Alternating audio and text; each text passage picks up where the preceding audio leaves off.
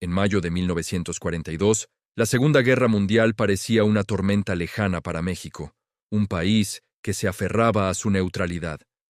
Pero esa ilusión se hizo pedazos en las aguas del Golfo. Submarinos nazis, operando en la oscuridad, hundieron dos buques petroleros mexicanos, el Potrero del Llano y el Faja de Oro. El ataque fue una provocación directa, un error estratégico que cambiaría el curso de la historia para una nación entera. El Eje no solo hundió dos barcos, despertó el orgullo y el honor de México. Mucha gente cree que la participación mexicana en la guerra fue simplemente simbólica o logística, un gesto diplomático para quedar bien con los aliados. Pero la realidad es mucho más audaz, mucho más heroica. Ante la agresión, México respondió con una fuerza que nadie esperaba. 300 hombres, todos voluntarios, con una determinación de acero, formaron la Fuerza Aérea Expedicionaria Mexicana. Se les conocería para siempre como el Escuadrón 201, las Águilas Aztecas. Esta no es solo una nota al pie de página en los libros de historia. Esta es la crónica de cómo un grupo de valientes mexicanos voló directamente hacia el corazón del infierno para defender la libertad del mundo. Abróchate el cinturón, porque vamos a despegar hacia una de las historias más olvidadas y fascinantes de la Segunda Guerra Mundial. Nos trasladamos a 1945. El escenario de la guerra ha cambiado drásticamente, y el Pacífico es ahora el epicentro del conflicto final contra el Imperio de Japón. Es aquí donde el Escuadrón 201 llega, específicamente, a las Filipinas. Su misión: unirse a la poderosa Quinta Fuerza Aérea de los Estados Unidos y participar en la brutal campaña para liberar la isla de Luzón, una de las batallas más sangrientas de todo el teatro del Pacífico. Al principio, la llegada de los pilotos mexicanos fue recibida con cierto escepticismo por parte de sus contrapartes estadounidenses. ¿Qué podía hacer un contingente tan pequeño, proveniente de un país sin experiencia reciente en combate, en medio de la guerra más avanzada tecnológicamente de la historia? La pregunta flotaba en el aire, cargada de dudas, pero la respuesta no tardaría en llegar, y lo haría con el rugido de los motores. Los pilotos mexicanos fueron asignados a los P-47 Thunderbolt, unos aviones de combate formidables. Eran enormes, pesados, increíblemente resistentes y armados hasta los dientes. Los propios mexicanos, con su característico sentido del humor, los apodaron el jarro de leche por su robusta silueta, pero en sus manos, estos jarros se convirtieron en armas de una precisión letal. Las dudas iniciales de los aliados se disiparon rápidamente. Los pilotos del Escuadrón 201 demostraron una habilidad y una valentía que dejó a todos boquiabiertos. Volaron en más de 90 misiones de combate, acumulando una cifra impresionante de más de 2.800 horas de vuelo sobre territorio enemigo. No eran misiones de patrullaje, eran ataques directos, bombardeos en picado, apoyo aéreo cercano a las tropas de infantería que luchaban cuerpo a cuerpo en la jungla. Lanzaron toneladas de bombas con una exactitud casi quirúrgica, destruyendo posiciones japonesas, líneas de suministro y nidos de ametralladoras que tenían clavados a los soldados aliados en el barro. Cada bomba que caía con precisión salvaba vidas en tierra, y los comandantes estadounidenses pronto empezaron a solicitar específicamente el apoyo de las Águilas Aztecas por su eficacia y su coraje. La pregunta ya no era qué podían hacer, sino cuándo volverían a volar. Pero el heroísmo verdadero no se mide solo en estadísticas o en toneladas de explosivos. Se forja en momentos de crisis, en historias de sacrificio personal que revelan el verdadero carácter de un guerrero. Y el Escuadrón 201 tiene varias de esas historias grabadas a fuego. El 1 de junio de 1945, la unidad vivió su día más oscuro. El subteniente Fausto Vega Santander, con apenas 21 años, era el miembro más joven del escuadrón. Ese día, participaba en una misión de bombardeo en picado, una de las maniobras más peligrosas que un piloto puede ejecutar. Mientras descendía a una velocidad vertiginosa hacia su objetivo, Su avión fue alcanzado por el fuego antiaéreo enemigo. Sus compañeros de ala vieron con impotencia y horror cómo el joven piloto luchaba desesperadamente por controlar su Thunderbolt dañado. No lo logró. El avión se estrelló violentamente contra el mar, llevándose la vida de Fausto. La pérdida del piloto más joven podría haber quebrado la moral de cualquier unidad. Podrían haber retrocedido, dudado. Pero lo que sucedió fue exactamente lo contrario. Podrían haber retrocedido, dudado. Pero lo que sucedió fue exactamente lo contrario. La muerte de Fausto Vega Santander no se convirtió en una razón para el miedo, sino en el combustible para una furia renovada. Sus compañeros, con el dolor aún fresco, regresaron a la base aérea. Recargaron sus aviones con munición y combustible, y sin apenas descanso, volvieron a despegar. Regresaron a la misma zona de combate con una determinación feroz, castigando las posiciones enemigas con una precisión y una agresividad nunca antes vistas. Ese día, el honor mexicano no solo se defendió, quedó sellado con sangre y fuego en los cielos del Pacífico.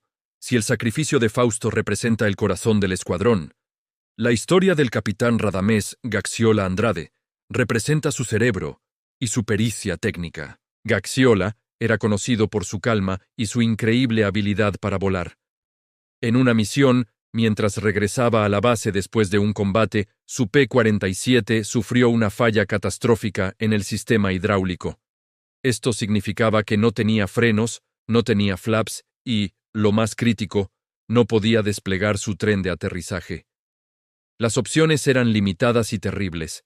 Podía saltar en paracaídas, salvando su vida pero perdiendo el valioso avión en la selva, donde probablemente caería en manos enemigas.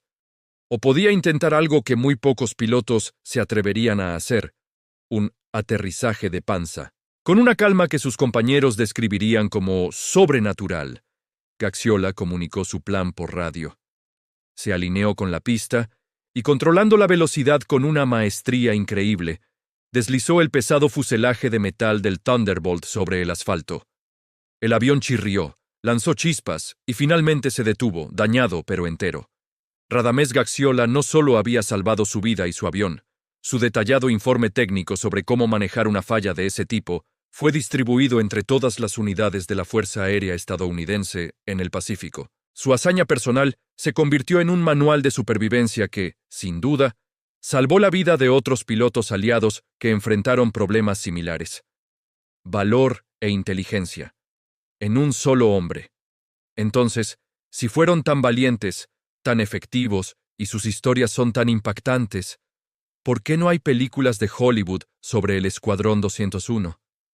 ¿Por qué sus hazañas no son conocidas por el gran público como las de otras unidades legendarias? La razón es una combinación compleja de factores que mantuvieron a las águilas aztecas en la sombra de la historia. La primera razón es puramente política. Una vez terminada la guerra, México regresó rápidamente a su tradicional doctrina de no intervención y neutralidad. El gobierno de la posguerra prefirió no exaltar las hazañas militares ni promover una imagen belicista del país.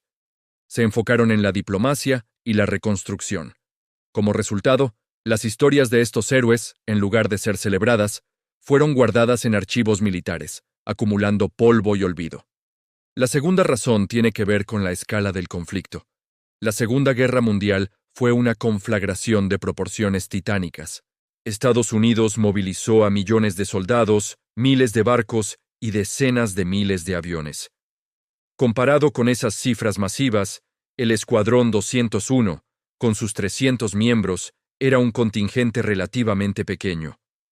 Aunque su impacto táctico en las Filipinas fue enorme y reconocido por los mandos en el terreno, en los grandes libros de historia global, su contribución a menudo se diluye o se resume en una sola línea. Y finalmente, está el sesgo del eurocentrismo. Durante décadas, la cultura popular y gran parte de la historiografía se han obsesionado con el frente europeo. El día D, la batalla de las Ardenas, la caída de Berlín. El teatro del Pacífico, a pesar de su brutalidad y su importancia estratégica, siempre ha recibido menos atención mediática. Y fue precisamente en el Pacífico donde México brilló. Y fue precisamente en el Pacífico donde México brilló. La combinación de la política interna, la escala del conflicto y el enfoque en Europa creó la tormenta perfecta para que el legado del Escuadrón 201 se desvaneciera lentamente de la memoria colectiva. A pesar de este silencio histórico, el impacto del Escuadrón 201 fue inmenso y duradero, tanto en el campo de batalla como fuera de él. Gracias a su sacrificio y su valiente participación, México ganó algo invaluable: un asiento en la mesa de los vencedores al final de la guerra. Esto no fue un gesto simbólico. Le otorgó a México un estatus diplomático elevado, permitiéndole ser uno de los países fundadores de las Naciones Unidas y consolidando su posición como un actor relevante en el escenario mundial de la posguerra. Estos hombres no solo llevaban ametralladoras y bombas, llevaban consigo su cultura, su identidad. En un gesto de orgullo y nostalgia, pintaron sus aviones con nombres que resonaban con el alma de México. Nombres como La Adelita, en honor a las valientes mujeres de la Revolución, o El Mexicano, o incluso pintaron a personajes como Pancho Pistolas, de una película de Disney que representaba a México. Cada vez que esos aviones despegaban, no solo era una misión de combate, era un recordatorio para el mundo entero de que México, con su rica cultura y su espíritu indomable, estaba presente en la lucha por la libertad. Cuando la guerra terminó, los pilotos del Escuadrón 201 regresaron a casa. No lo hicieron en silencio. Fueron recibidos como héroes. Multitudes se agolparon en las estaciones de tren para aclamarlos a su paso por todo el país, culminando en un desfile masivo en la Ciudad de México. Sin embargo, con el paso del tiempo y el cambio en las prioridades políticas, esa fama se fue apagando. Los héroes pasaron al anonimato. Muchos de ellos continuaron sus carreras como pilotos en aerolíneas comerciales, otros se convirtieron en ingenieros, y algunos simplemente regresaron a sus pueblos, a una vida tranquila, lejos de los reflectores. Su verdadera victoria no fue una medalla colgada en el pecho o una estatua en una plaza. Su mayor victoria fue demostrar, sin lugar a dudas, que el valor, el honor y el coraje no entienden de nacionalidades ni de fronteras. Se dice que el mayor enemigo de un héroe no es una bala enemiga, sino el olvido. Es el silencio que viene después de la batalla lo que realmente puede borrar su legado. Y es aquí donde esta historia deja de ser solo mía y se convierte en algo tuyo.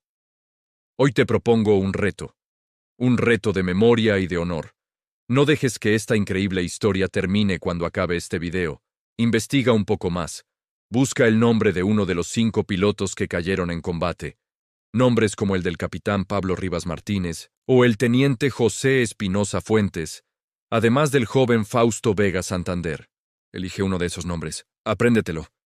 Y hoy mismo, menciónalo en una conversación con un amigo o tu familia. O mejor aún, compártelo en tus redes sociales con una pequeña nota sobre quién fue. Con un gesto tan simple, puedes hacer algo poderoso. Puedes sacar a un héroe del olvido. Puedes encender una pequeña luz en la memoria de alguien que lo dio todo por un ideal. La historia no solo se lee, se mantiene viva. ¿Aceptas el reto? Gracias por acompañarme en este viaje al pasado. Si te ha gustado esta historia, no olvides darle a like, suscribirte y activar la campanita para que no te pierdas más capítulos olvidados de nuestra historia. Hasta la próxima.